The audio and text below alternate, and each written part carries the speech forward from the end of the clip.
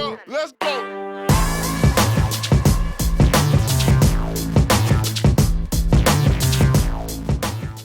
Welcome back to another video, everybody. Thank you so very much for joining us. I am your host, Ahdontron with NerdTots, and we're going to review another anime movie. What's new? This movie that we're going to review is called The Garden of Words. It's a film that came out in 2013, so it's not that old a film, and it's actually a very short film. It's only 46 minutes long, give or take a minute or two. If you don't want any spoilers of the film, check the details below. I will have your cut times, where you can skip to, and you can catch spoiler-free review at the end. Knowing that, let's talk about this movie. We start this film with a narration from one of, if not our main character. His name is Takeo Tako. Sorry if I'm mispronouncing it. I'm not going to say it right. I'm just going to call him Tak for now. But our main character, Tak, he's narrating, talking about how he kind of misses nature. He kind of feels suffocated in the world that we're in. And he's a city guy. He lives in the city. He's talking about how he takes the train to commute every day, but only on the days that it's raining, he doesn't take the train.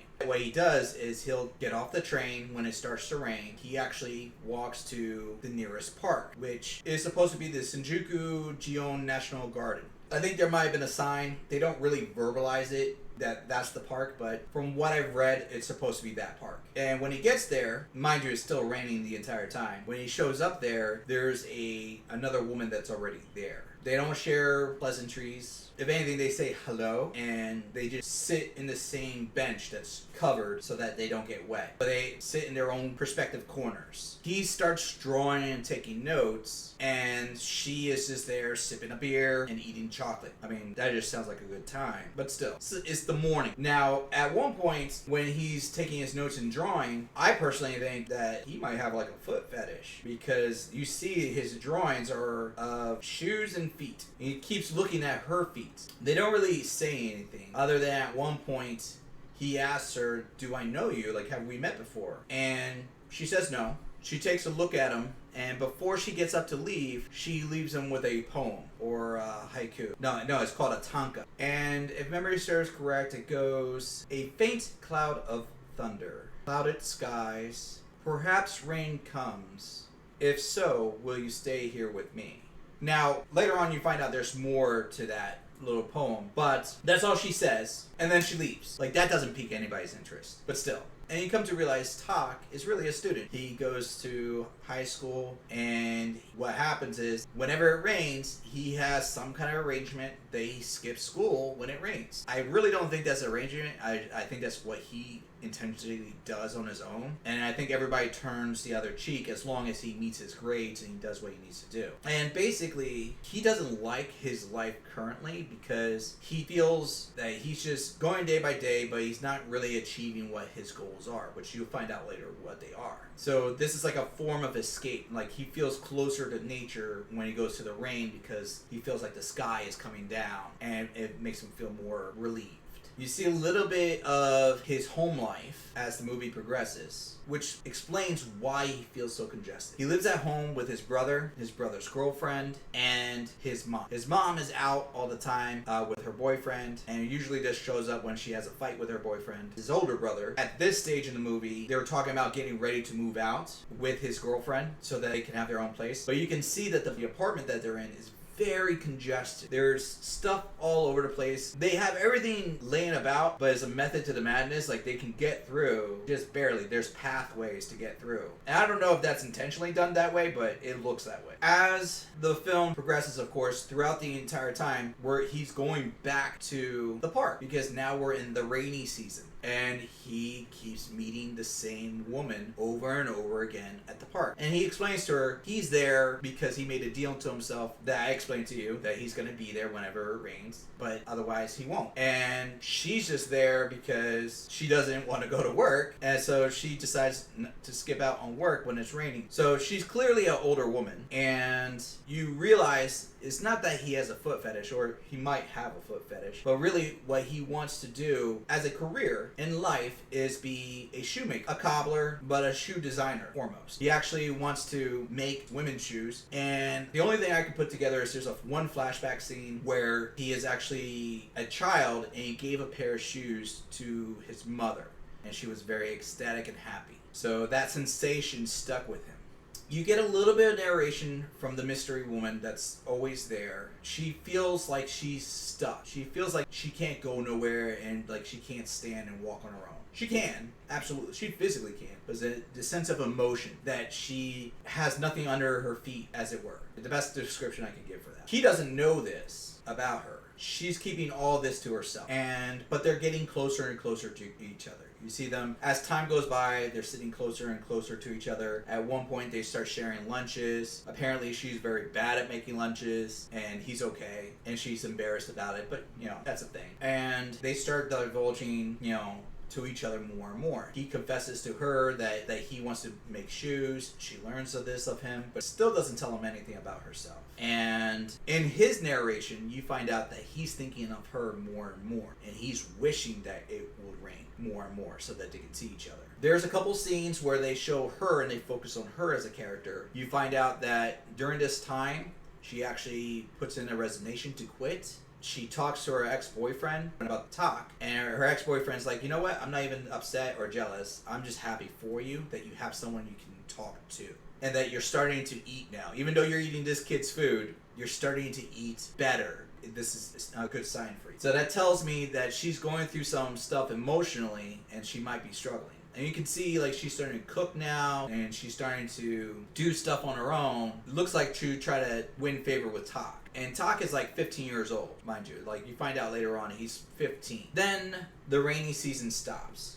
No longer any rain. She still continues to go to the park, and in her narration, she kind of admits that she wishes that he was still there. He's not going there because, of course, school and the deal he made with himself. And on top of which, the days that he doesn't have school, he's working part-time job because he still has his aspiration to be a shoe designer, which is not cheap for to go to school for, and to get supplies to practice with, that's very expensive. So he's working like 2-3 part-time jobs, going to school. He's a hustler. I gotta give him his respect. Eventually, while at school, he runs into her. She comes out from one of the faculty offices. He runs into her, and he's told by one of the other students that she's a teacher there at his school, in another class, of course, and that she is quitting the school. He inquires, of course, as to why. Not with her, with the other students. Turns out some of the senior class started spreading a rumor because one of the girls got jealous of the teacher, whose name is Miss Yukino. And they started spreading a rumor because they believed that their boyfriend had a crush on Miss Yukino. So they had a rumor spread that she was having an affair with a kid in her class. That got out, and her parents found out, the school system found out. It was all lies. But it caused drama, and she was being teased by the other girls in the class, and other things were happening. So eventually she decided she can't handle it anymore, that stress, and she decided she needs to leave. So she put in her resignation. Tak did not like this too much. Now, Tak is like a pretty put together guy. He seems like he even talks about like how he feels like being in school, he's surrounded by people that aren't mature, don't understand life. But when he's out and about in the world, he experiences it. And he has a lot of respect for this woman, Yukino, who does have the experience of life and doesn't treat him like a child. So he finds the students that are in charge of this rumor, and he questions them about it, and he asks the girl point blank, like, why did you say this? She cusses her out, calls her a whore, and all this other stuff, and without missing a beat, he just slaps her, and at which point, he gets his ass beat by the other guys that are with this girl's group. But he takes his licking like a man, and he decides to find Miss Yukino, even though it's not raining. He goes to the park, and he gets lucky. He finds her at the park. She wasn't there looking for him. She just wanted to be away. And she sees him. She's like, what happened to you? Because he's all bruised up and everything. He tells her, I did what you did. I just drank during the day, and then I slipped and fell at the train station and whatnot. She's like, oh my God. And he's like, no, I'm just joking with you. Trying to break the mood. And then, almost like fate, it starts to rain and storm. Like, it stops raining when those two are not together. Kind of situation, and it just pours, and then they start talking, of course, and they're completely soaked. Next thing you know, they're back at her apartment. Now, mind you, she's 27. Again, he's 15. Just keep this in mind. But they're back at her apartment. She gives him a change of clothes. She's trying to dry his old clothes out. He's cooking her food. She's making tea. They pan over. They're talking and so forth, enjoying the time with each other. After that little montage, he confesses to her that he loves her, or that he feels like he's in love with her. And he calls her by like her first name. And then at that point, she pulls up a chair and corrects him and tells him, "Call me Miss Yukino." Like to establish this is your place. This is not going to go any further between us. I'm a teacher, or a former teacher. You're still a student. And he gets up and he's like, "You know what? I gotta go." Even though his clothes aren't fully dry, he's just like, "Thank you for the clothes. Give you back these. I'm gonna head out." And he leaves. And she's just sitting there looking into her empty, vacant room. Within a short moment, she starts to remember all their conversations, how they are together. He even measured her foot for the shoe design. She goes running, chasing after him. Very clumsily, might I add. Like, she just bolts out and like starts slipping around, falling barefoot, injuring herself all the way down the stairs. She runs into him on the staircase as he's looking out over the edge, just watching the rain. When I say looking out over the edge, he's not going to do anything drastic. He's clearly just looking out at the rain. And he turns back to her. He's like, "I take back what I said. I realize I don't love you. I hate you. I hate that you lied to me, that you're a coward, that I've divulged all my secrets to you that I don't even divulge to my own family. And you couldn't even tell me one thing about you. I didn't know your name, what your age, who you are, why you show up, what job you do." And he even called her out on it. He's like, "You knew I went to the same school as you. You saw my uniform." And she's like, "I thought you already knew. The rumor was going on around that time. I was like the talk of the town." And he's like, "Well, obviously I didn't. And you still went along with it." He's like, and he's crying at this point about how much he feels hurt. And you see her break out in tears too. And then she rushes and grabs him and starts crying. And she just says, "You saved me. You saved me." I think you could have ended the movie there. They did add a few more minutes because, like I said, it's a short film. Shortly after she moves, they don't really keep a communication with each other. She's back at her hometown, still teaching, but back with her parents' hometown. And he's in school, working more jobs, but he does eventually finish making his first pair of shoes for women. He's done like moccasins and whatnot, but like he made women's shoes now.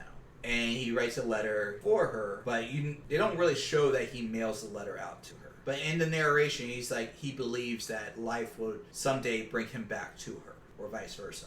That their paths will meet again. And that's where the movie ends. So on this note, I felt conflicted about this film for a lot of different aspects. The music score and like sound didn't really like leap up at me or anything of that nature. The animation of the characters themselves, I was actually meh. The artwork for the backgrounds, how they do the nature and how they do the park, they really focused on that aspect way more than what they did with the characters, in my opinion. It was to the point, like, I was thinking to myself, I would love to have that as like a screensaver for my TV and just take the little characters out and just have that run in the background. I'd be okay with that. But as a film, I don't know how I felt that way. It was just like showing you that they could make this really beautiful artworks about the background and nature so that you can experience that point. Story-wise, I was meh about the story. Meh.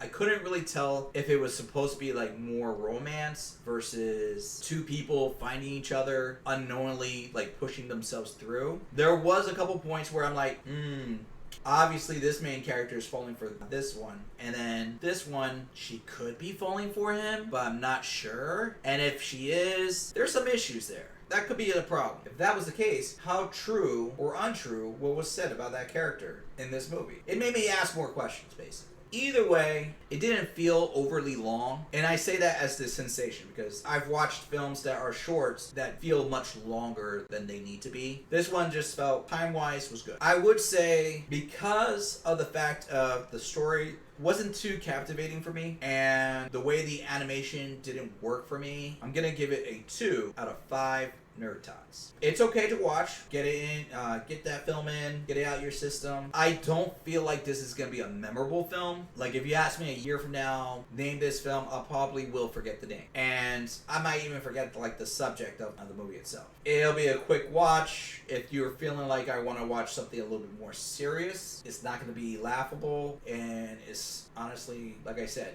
not memorable. So 2 out of 5 for sure. It is definitely easy to digest. The worst thing in this film is the language. watch. That's it. You don't get no excessive violence, no excessive, nudity, none of that stuff. It's just something clean, easy to watch with a little bit of language here and there.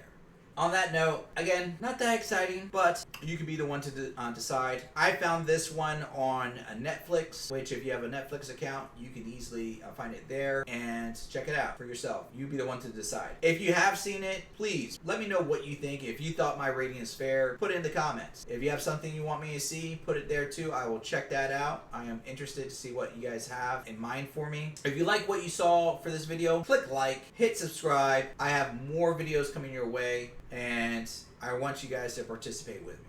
Other than that, continue watching anime, expand your mind, and be excellent. Laters. Let's go.